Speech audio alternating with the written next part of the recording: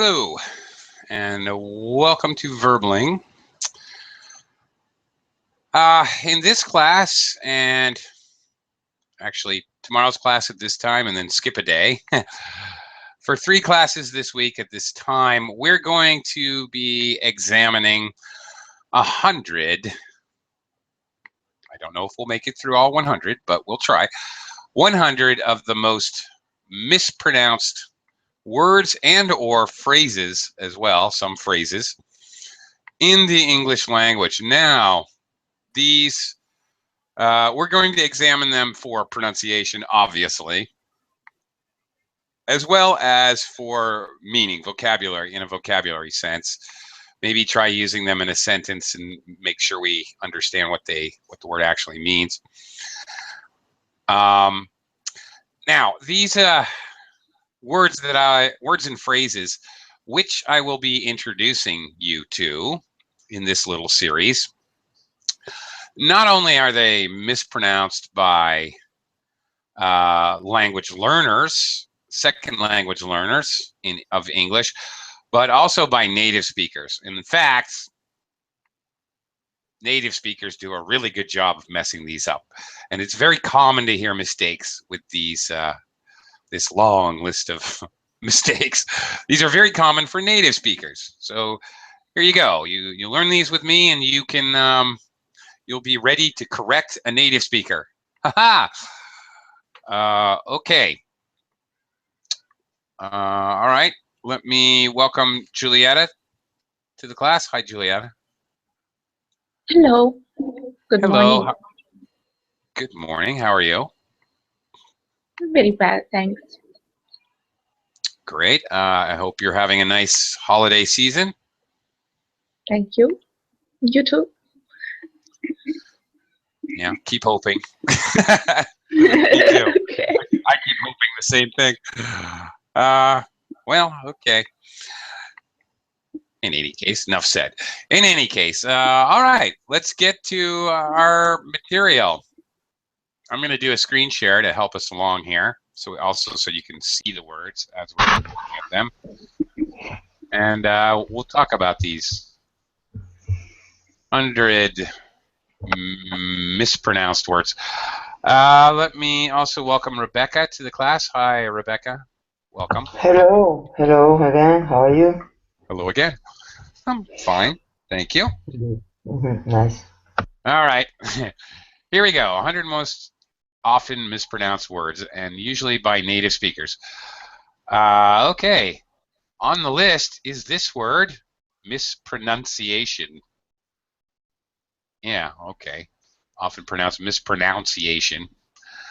All right. Okay. Usually learning to pronounce a word correctly will help you spell it correctly. Not always, because as we know, spelling in English can be very tricky. Sometimes knowing both will help. Several common errors in these mispronunciations we're looking at are due to very rapid speech. That's true. So sometimes it's natural to do kind of joining a reduction and have a mispronunciation.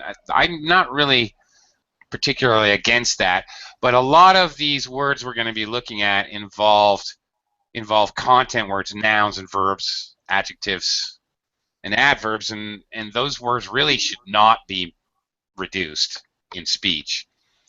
So this is where it causes a problem. Okay, so let's look at the first one here.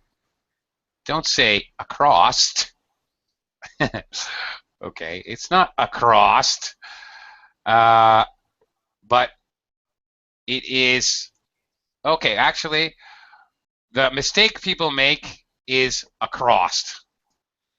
As an example, the liquor store is across from the hardware store.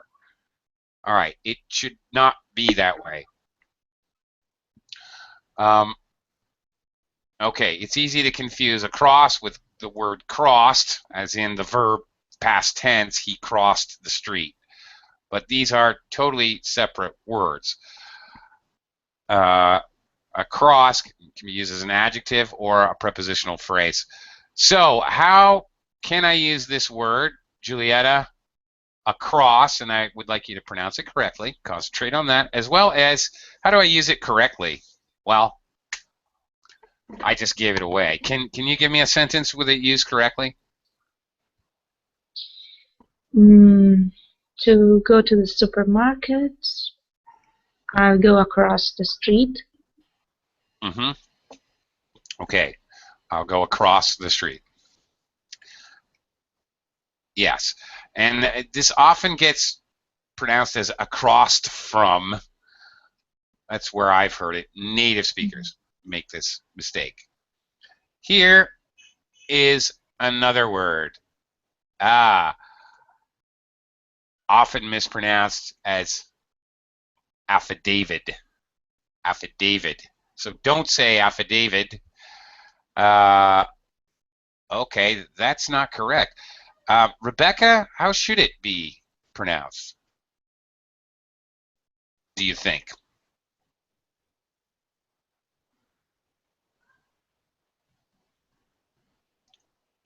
Hello, Rebecca? Sorry, yeah, I forgot the microphone. Affidavit.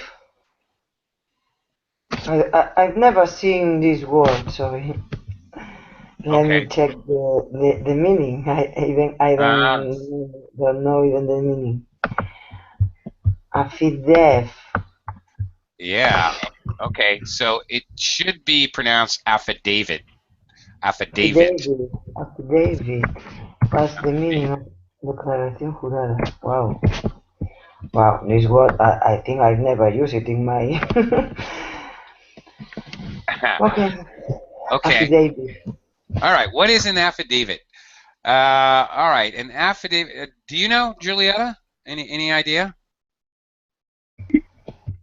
No. No idea?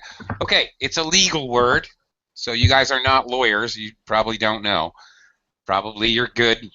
So you don't have to go to court very often. You've probably never been arrested. Okay. An affidavit, often co-located with sworn affidavit, is a legally binding testimony.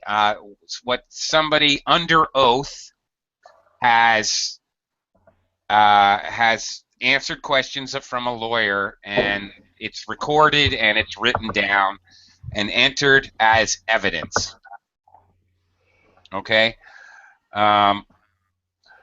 It's basically sworn testimony. It's legal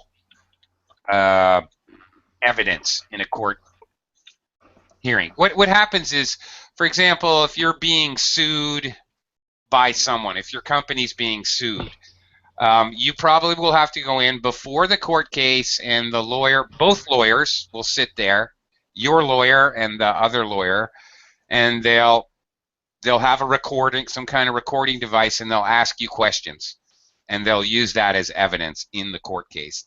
That is an affidavit. They'll print it out, and you'll actually sign a form with exactly what a transcript of what you said. That signed form is also an affidavit. Okay, it's not only the process that you go to, that meeting, but also that actual document is called an affidavit.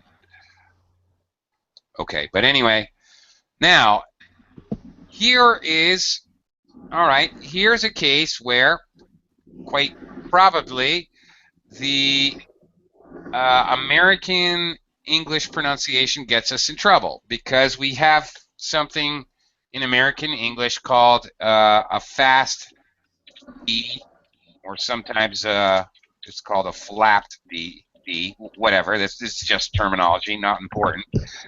But this is the reduction aspect in English, where if a T is surrounded on either side before and after with a vowel sound, Americans pronounce it as a D. So water, proper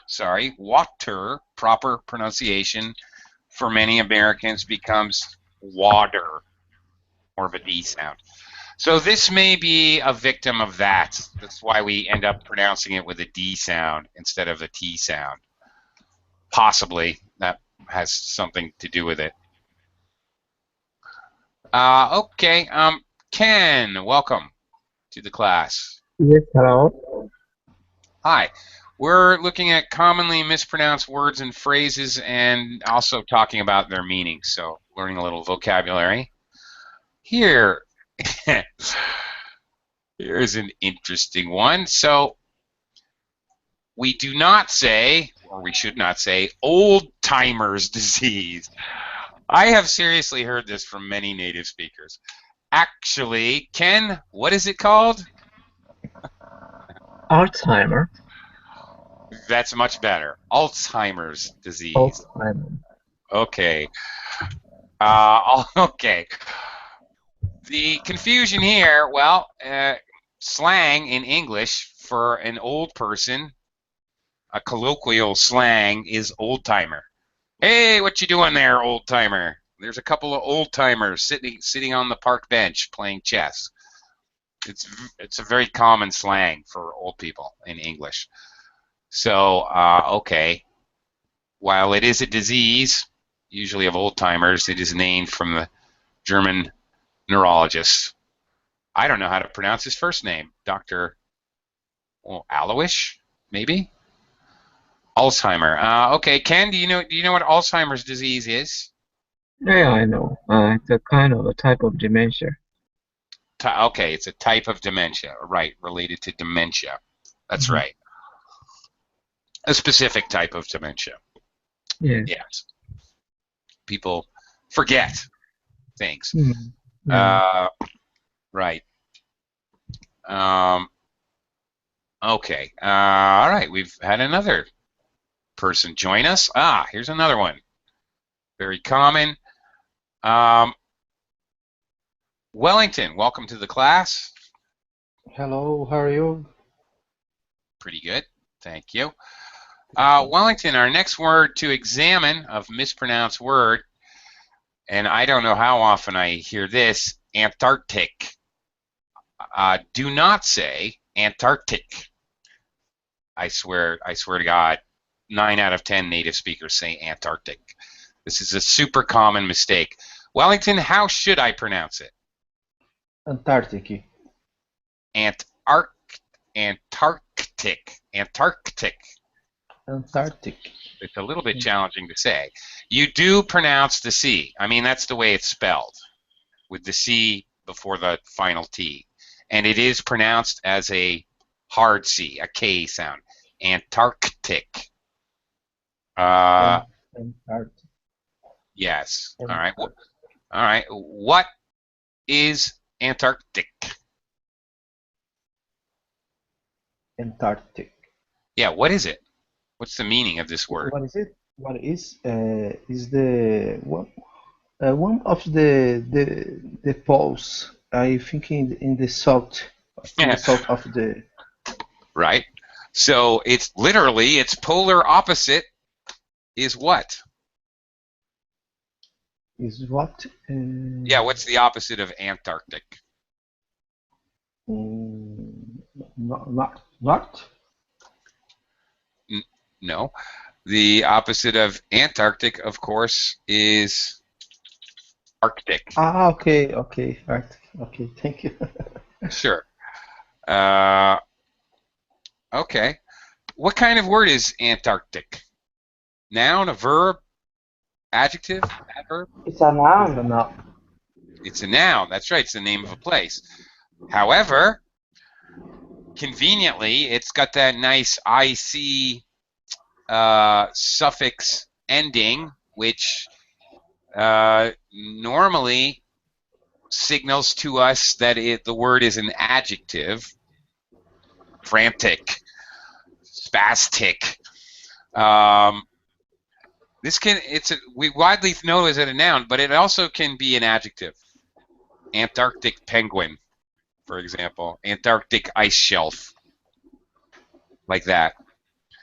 Conveniently, it's already loaded up to be an adjective, so it's often used as an adjective as well.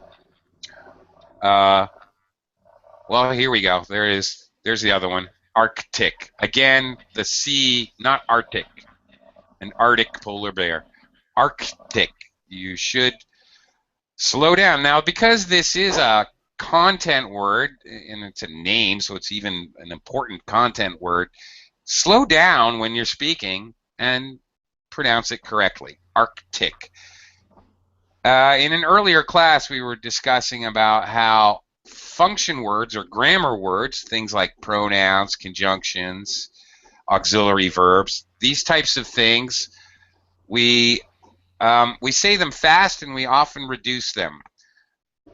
The opposite happens with content words, nouns, verbs, adjectives, adverbs. We instead of reducing and speeding up, we actually slow down, especially when we have somewhat challenging to pronounce things like a hard K and then a T. It's hard to pronounce even if you're a native speaker. It's a little bit more difficult. So you're allowed, no, not allowed, you're encouraged in English to actually slow down, to have full pronunciation of content words. And if they're difficult, you know, ridiculous words or combinations of words, things like, I don't know, irrelevancy or parallel lines, some irregularly. I have a hard time pronouncing irregularly.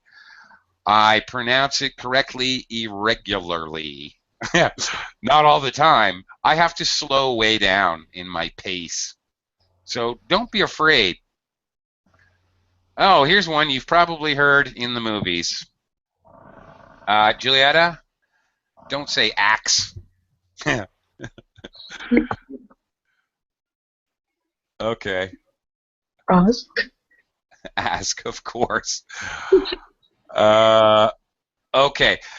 Have you ever heard axe, like in a movie? No. American movie? No. Pay attention next time. You're not paying attention. Mhm. I've heard this in every single American movie I've ever watched. Axe. I need to ask you a question. Okay. Now, look.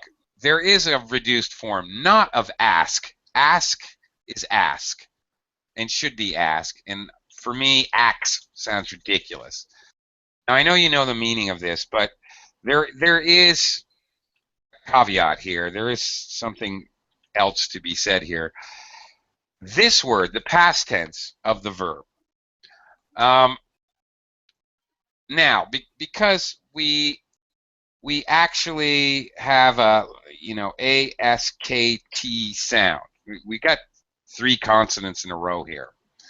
3 consonants is a little difficult to handle. Many native speakers stretch the S sound and eliminate the T. He asked me a question. This is perfectly acceptable, really. Okay, proper pronunciation, yes, it should be he asked me a question. But the kt is hard to hear anyway. So it would be very common to hear the past tense pronunciation as asked. This happens where the middle consonant sound is stripped away. Also, it may be greatly reduced. For example, in a word like months, you have the N sound, then the TH, and then the S. All right, it's an acceptable pronunciation to reduce that TH, which is difficult in combination with the other sounds. Perfectly acceptable to say months. I've been here for 5 months. Reduce the TH. Okay. Axe, just really not acceptable. For me, anyway. Very common, however. A comment here. All right. This mispronunciation has been around for over 1,000 years. So long that linguist Mark Aronoff thinks we should cherish it as part of our linguistic heritage. All right. Axe, of course, sounds like the word axe. What Which does means cherish mean? cherish. Okay, cherish it. You, no doubt, if you have children, you cherish your children. You cherish an old picture of your grandparents from when they were married. You can't replace it. It's very, very dear to you. It's very precious to you. Something you cherish has a lot of meaning for you. Mhm. Okay, so this is a little bit exaggerated. You know, this is, I think, written in sarcastically. I don't really think we need to cherish it. All right, next. Last A word. Rebecca, do not say athlete or athletic. What should This you word say? is quite difficult. Athletic. Athletic? Athletic. No. No. That's good. No, you got it, actually. Really? It's wrong. Athletic. 3 syllables. Athletic. Athletic. Two, Three syllables. 3 Athletic. syllables for athletic. Yeah. For athlete, 2 syllables. Athlete. Athlete is the name. Athletic is the adjective. Yeah, athlete is the noun, and athletic is the Noun, the adjective. noun. Sorry, yes, the noun. That's right. Athlete, athletic. Yeah, 2 syllables in athlete. He's very, Uh, he's very athletic. Could I say that? yes, you definitely could. Excellent. Good job. Okay. This one is, most of the words we're looking at are actually mispronounced by native speakers. This one is one I hear from language learners all the time. Athletic. Athlete. He's an athlete. They add an extra syllable in there, which doesn't belong. All right. All right. He is very athletic. All right. By the way, another note on this particular word, British people tend to say sportsman. He's a sportsman. Yes, sometimes I say that, but it's better to say athletic. Well, athlete. He's a sportsman. Well, because you see, for an American, sportsman has a much more specific meaning. A sportsman is a type of athlete. Athlete is quite general for Americans. A sportsman is somebody who does outdoor-related sports, adventure sports, things like mountaineering, sailing, fishing, and hunting. These kinds of things. That It's is quite, athletic. that is sportsman for an American. Sports. Okay. Sport So woman? Could I say sport woman? I guess you could say sports person. Okay. Sports person. Yeah. So for a sportsman or sports person, okay. For an American, again, this is American. All right. A What sports about person, English? hunting. Britain people. For English, an English person, a sports person is hunting, fishing, soccer player, basketball player, cricket, bowler, curling, ice skating, every possible thing that could be involved with a sport. But for an American, it's much more outdoor related sports. Maybe sailing, mountaineering, these kinds of things. So it's much more specific for Americans. British basically don't use the word athlete. I don't know why. They just generally don't. Okay, on to the letter B.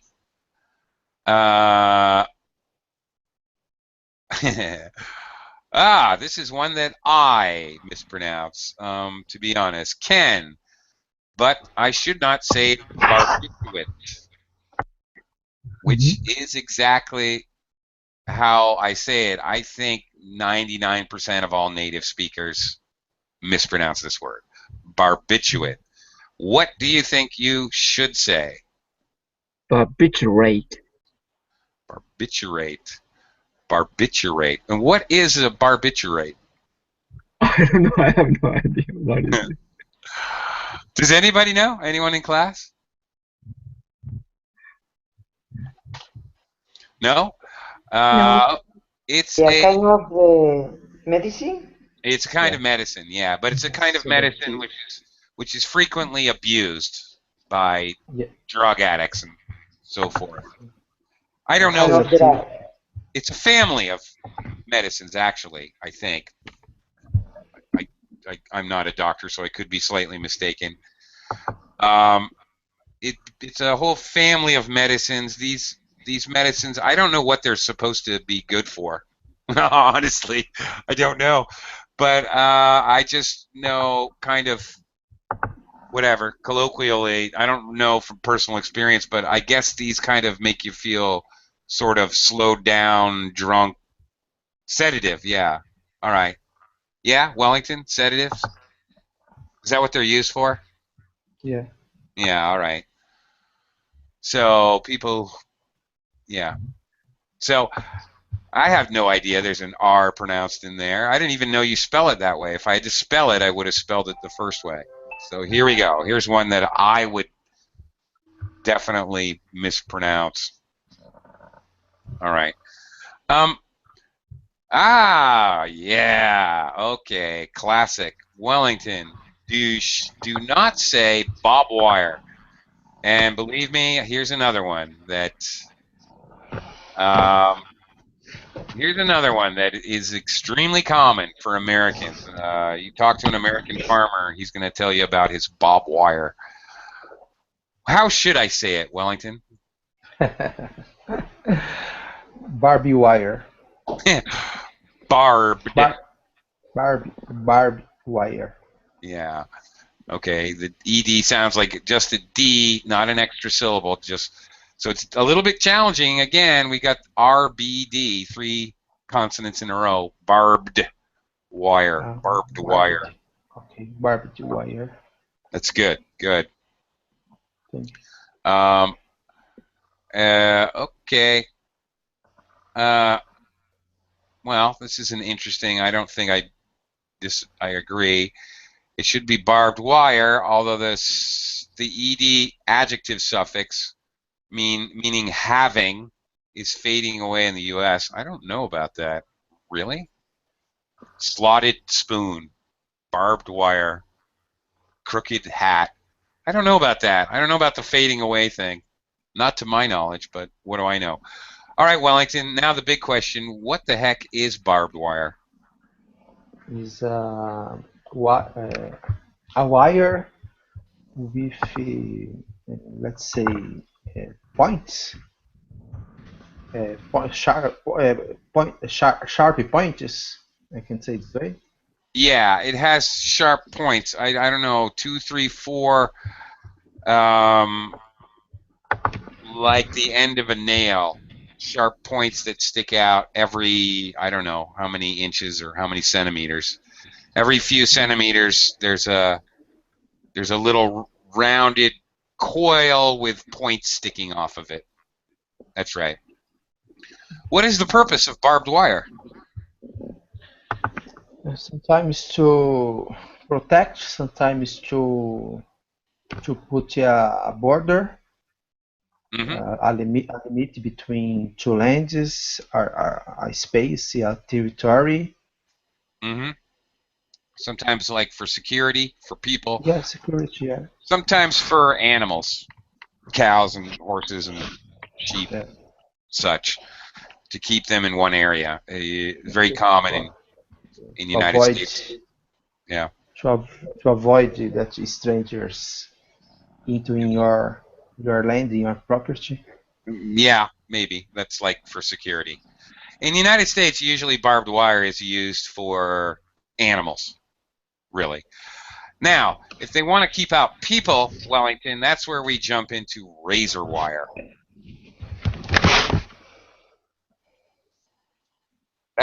You don't use that for your cows, all right? You're using that for people. Razor wire, instead of little pointy parts that might make you go, ow, razor wire cuts you wide open. It has razors in it, and it's usually, instead of a long straight line like barbed wire, razor wire is all coiled, so it's impossible to get through without cutting yourself To bits. Okay. Okay. The next one's kind of cute here, Julietta. Don't say business. None of your business. Okay. What should I say? Business. Of course. Okay. Now, I have to subscribe this one to being somewhat colloquial. Meaning that this, okay, being that I come from the eastern part of the United States, I have definitely heard this. None of your business. Ain't none of your business. In both upper New England, but also in southern states in the United States, this is a common mispronunciation, but I would call it, I think they know that it's supposed to be pronounced business, but it's pronounced, by the way, though it may look like 3 syllables, it's pronounced 2 syllables. Julietta, you had it correct. Business. Okay. I guess this is a colloquial thing, and an accent, an American accent. Well, here we go. The change of S to D before N is spreading throughout the U.S. Heaven forbid. Okay. All right, interesting. And when the unaccented I drops from this word, the S, the I is dropped, the S finds itself in the same environment as in isn't and wasn't. Okay. Idn't. Okay, sometimes these are mispronounced idn't, like a D. Idn't. Idn't either. Wasn't either. Sometimes. Honestly, it's colloquial, but for me, a native speaker, an American, even though I've heard it, I still think it sounds a little ignorant, a little goofy. I normally really only hear it like none of your business. Ain't none of your business. Not like I'm going into business for myself. All right. Julietta, now I'm sure you know what business is, of course. Is it what kind of word is it? It is noun. Yeah, all right. Yes. Although it's a noun that's frequently used also as an adjective, as in business suit. Yeah. Okay. Okay, now we get into some expressions here, or we at least one here. Rebecca, do not say a blessing in the skies. You should say A blessing in disguise. Disguise? What is disguise? okay, blessing in disguise. Disguise? All right, disguise.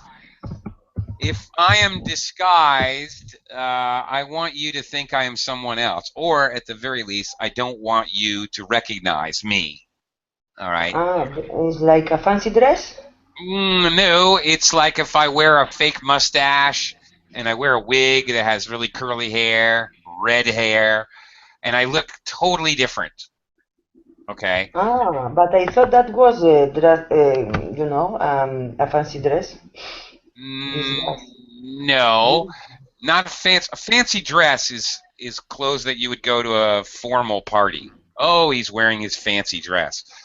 I think Okay. you're thinking of maybe a costume, but a costume you're not necessarily.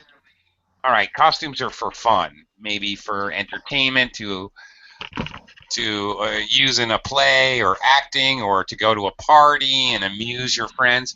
If you're in disguise, you're like 007. You really don't want people to know who you are. All right. So it's like a costume, but with disguise, the intention is very serious. All right. Okay, yeah, I get it, yeah, but I didn't know this word. It's good. Okay, thank you. Sure. But now we have to, okay, now we got the word. How about the phrase, a blessing in disguise? What does that mean? Well, So, this I think is kind of a Phrasenverb. Phrasenverb. kind of what?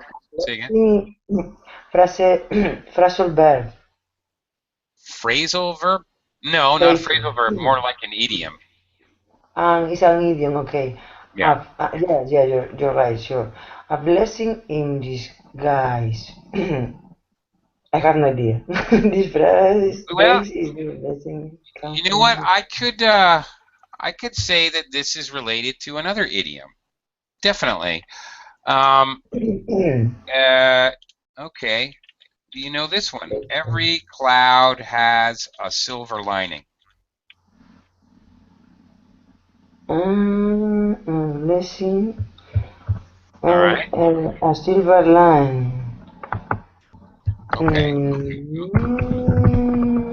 that when something bad happens, there's probably something good coming out of it. To see the bright side. See the bright side. Very good. Also related. Ah. All right. A blessing in disguise is something that doesn't seem like a good thing, but later turns out to be a good thing. So, okay. For example, you don't get the job. You don't have any money, but you don't get the job at the clothing factory. 2 days later, the clothing factory burns down and everybody inside gets killed. Well, okay, that was a blessing in disguise. Well, the example is very, graphic. Yes. Yes, it is. Sorry. No, it's okay. I get it. But it's right on. It's very clear. That's exactly what a blessing in disguise is. Something that seems bad, but actually turns out to be, oh, thank heavens. Okay. Oh, yes. Thanks God. Yeah. Okay. Yeah. I get it. All That is right. a blessing in disguise.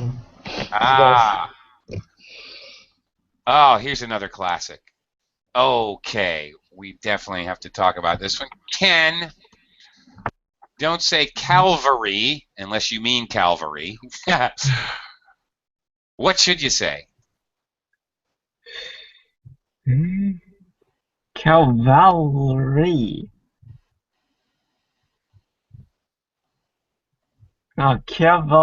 Cavalry. Cavalry. Okay. Cavalry. Now, both these are words, but they have two completely different meanings. Let's look at both words. Ken, any idea the first word? Don't say. Calvary. What is Calvary? Do you have any idea?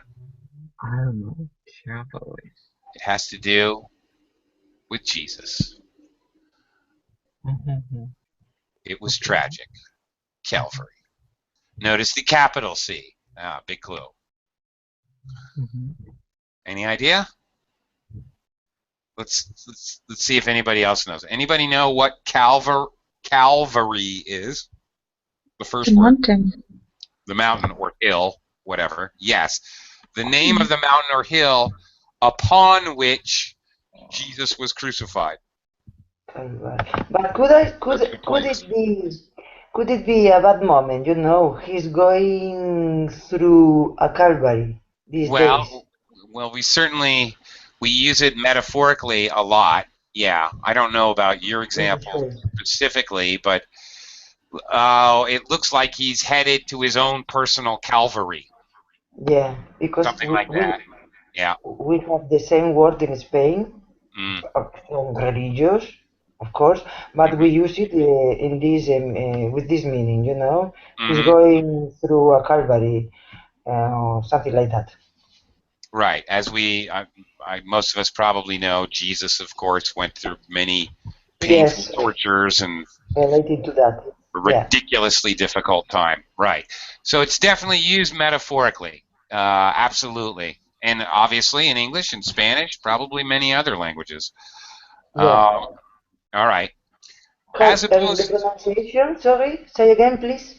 Well, you got to pronounce it the way it's spelled. So Calvary. Calvary. As opposed to the second one, Ken, what is the cavalry? Cavalry. Cavalry means maybe the soldier group Very with good. horses. With horses, yes. Excellent. Modern day cavalry. I see. I just mispronounced it. I have to be careful not to mispronounce this. I know this one. I know this one, but it's my brain automatically tries to say Calvary when I know I mean cavalry. Okay. Modern day, you're absolutely right. Mounted soldiers are cavalry. Modern cavalry is now tanks. Tanks and other motorized vehicles is now called the cavalry division, like in the American military, in American Army. We're in the 101st Airborne Cavalry Group. Okay, that means that they have tanks and jeeps and other kind of motorized instead of horses, obviously.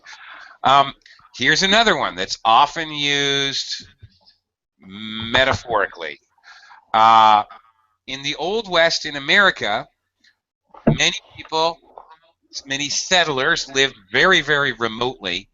And so if they were attacked by Native American Indians or whatever, as an example, the cavalry is coming, the cavalry is here.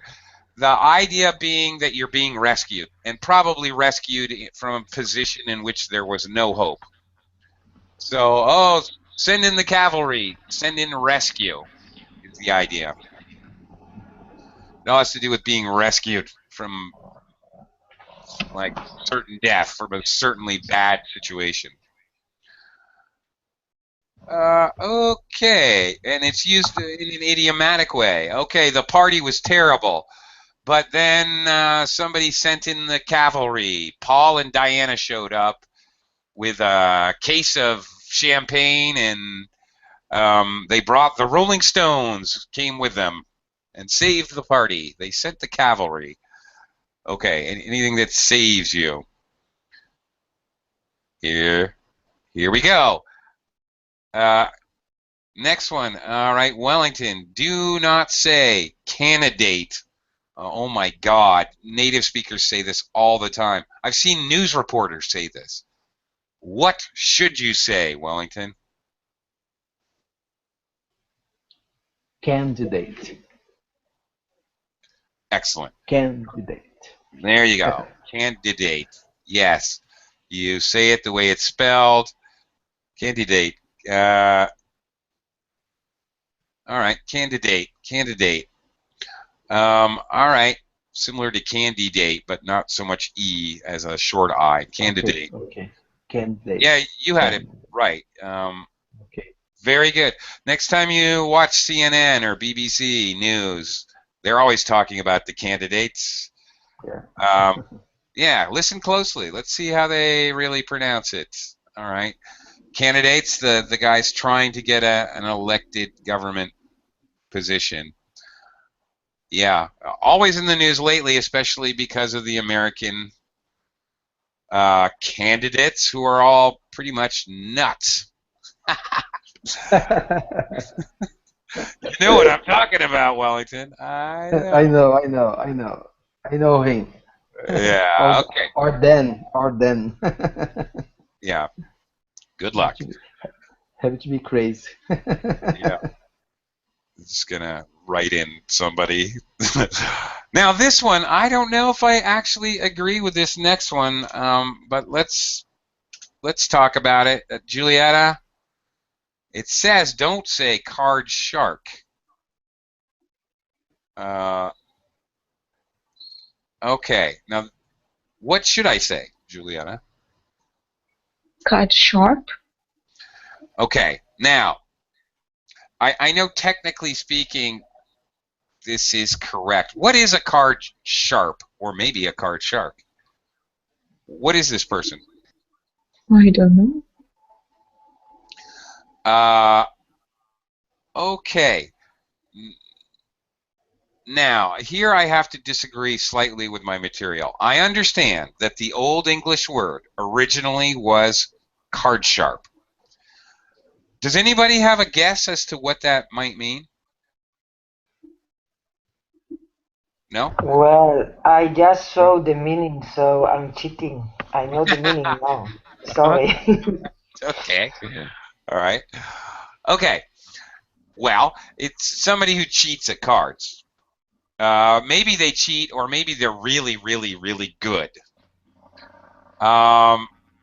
However, over time, since everybody mispronounced it to card shark, now we have the basic idea in English of somebody who's a shark. Oh, he's a shark, meaning he's really, really good at something. And usually a shark will try to pretend that they're not good so that they can bet money against you and then obviously take your money when it turns out that they're professionals. For example, we have card shark, pool shark, referring to billiards, a pool shark, whatever. We can use shark as a general term to mean somebody who's really good. Oh, don't play tiddlywinks with Bobby. He's a shark, meaning he's really, really good at it. Okay, so I slightly disagree. I think this first one, which is technically a mispronunciation of the original word, has come into such widespread usage that I think it's really a word, especially since it has derivations, metaphorical meanings of a shark. Yeah, and pool shark, and etc. Okay, next one. This is fun. Rebecca, do not Yes. say carpool tunnel syndrome. What is it? Really? Carpal tunnel syndrome? Yeah. Well, tunnel. I know what is a tunnel. Carpal. How is the pronunciation? Carpal. Carpal. Carpal. Carpal. Yeah. Carpal. Carpal. All right. Oh, okay. Not pool, because we're stressing the first syllable. So carpal. But I don't know what is that syndrome. What is the signs of that syndrome? The signs of the symptoms. I just tried to think. The symptoms. The symptoms. Yeah. Yes. Carpal, first of all, well, as we can see in the comment here, It's a carpal bone? has the meaning of pertaining to the wrist. So when a doctor uses the word carpal, he's talking about your wrist. Carpal tunnel syndrome, it has to do with the ligaments in your wrist.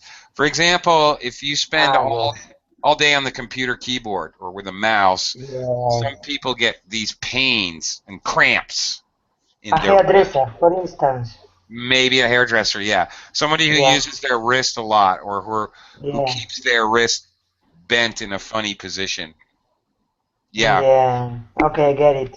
This is why we now have like mouse pads that have a lump on the back so you can rest your wrist on it. Those didn't used to exist. But the whole reason we have those now is because people kept getting carpal tunnel syndrome from the flat mouse pad.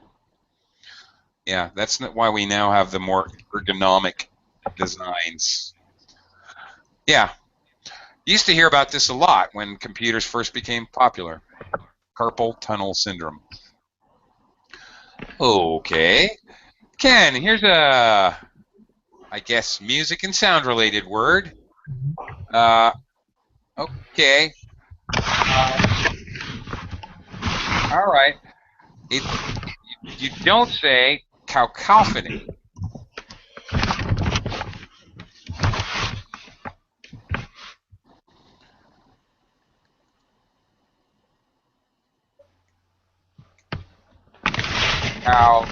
Cacophony. Don't say it. How should you say it? No, I'm having a problem with this. Cacophony. Cacophony. Yeah, cacophony. All right. It's not that big a difference because the vowel sounds are quite similar, really, but cacophony. Cacophony. Cacophony. All right. That's it. What is a cacophony? Like maybe I don't know the sound. It has to do. It's definitely sound. Got that FONY. Obviously, it has to do with sound. It is a sound. What kind of sound? Kako. Yeah, it is. Maybe It's a hard. percussion. Percussion. I don't know. What's that? Percussion. What? Percussion, like drums. Percussion. Oh, percussion. Well, maybe. It could be any sound. It's just really loud and really discordant. Okay, so like when you give 8-year-olds instruments for the first time, if you gave a group of 28-year-old children different instruments and said, okay, go ahead and play a song, everybody go, that's what you would hear. A great and terrible cacophony. Yeah, discordant, loud music. Everyone's playing a different song. That would be cacophony. It would sound terrible. Terrible and loud. It's often used to refer to people who are attempting to play music, but failing miserably. Okay. Oh my God, what is that cacophony? My neighbors are trying to sing karaoke again. All right, Wellington, let's go somewhere. I don't even know how to say this first one. Don't say caucuses. Caucasus. Okay. Okay. Caucasus. Yeah. All right. Caucasus. Yeah, I guess you got that right. All right. Well, looking at the clue, I guess we already know that this is a chain of mountains. This is a name. Where are these mountains, Wellington? Do you know? No. No idea? You take a flying guess? You know where No. they're not in No. Brazil. They're not in Brazil. Does anybody know where these mountains can be found? Well, let's throw in a little. What? Sorry, say again, please. Where is this? Is the name, another proper name of a chain of mountains. It's in Central Asia. They're in Central Asia, running down through Russia. I have no idea. Where? Ken, could you Tell repeat? us. Ken had it. He's right. Caucasus. We say Caucasus. Yes. Oh, Yeah. yes. Russia? That's right. Russia and Central Asia. Yes. Yes, Russia, yeah. There's some people from that area, yeah. The mispronunciation is people pronounce it as a Caucasus. They use the is. That's the mispronunciation. You guys are actually saying it. You actually saying it right. Caucasus. Sus. Caucasus. Not sis, but sus. That's Caucasus, okay. Okay. So it's not a plural noun. It's a name, like Himalayas. They're not the Himalayas. They're the Himalayas. Oakley. Yeah. This word also is used for something related to the election. Caucus. Yeah, okay, you got me on that one. All right, wait a minute. How do you spell? How do you spell caucus? Yes, it's related to a caucus. Oh, how do you spell it though? Caucus. Yes. Okay. A caucus, yeah, at least in the, I don't know, maybe other countries, but in America, in the American process of election, a caucus is where the Democrats have one, the Republicans have one. They all get together and try to decide, not the candidates, but the people that they're representing, try to decide which one they are going to elect, the people that belong to the Republican or Democratic Party are going to elect who they want to represent them. Okay. So General election. both parties are the same. Both parties. Both. In fact, they're The same.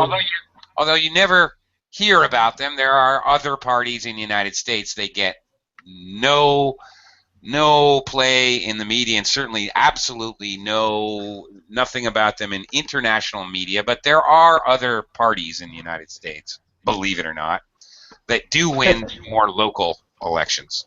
There are the Green Party, Progressive Party, Communist Party. There actually is a Communist Party that runs candidates. You just never hear about them. Yeah. Caucus. Yeah, they're coming up fairly soon, I think, in the spring. Coming up in the spring in the United States.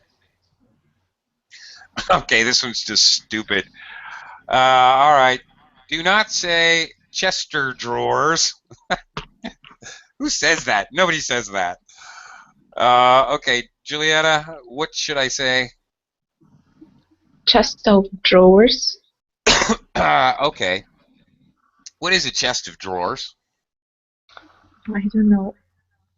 Well, another word for this is a bureau.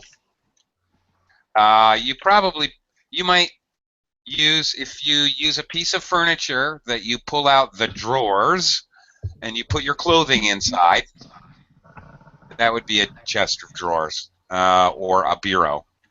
I keep my clothes in a bureau. I don't have a closet, so I keep my clothes in a bureau, or in a chest of drawers. Drawers, you might have drawers in your kitchen drawers, but maybe they're attached to the counter. But it's for clothing.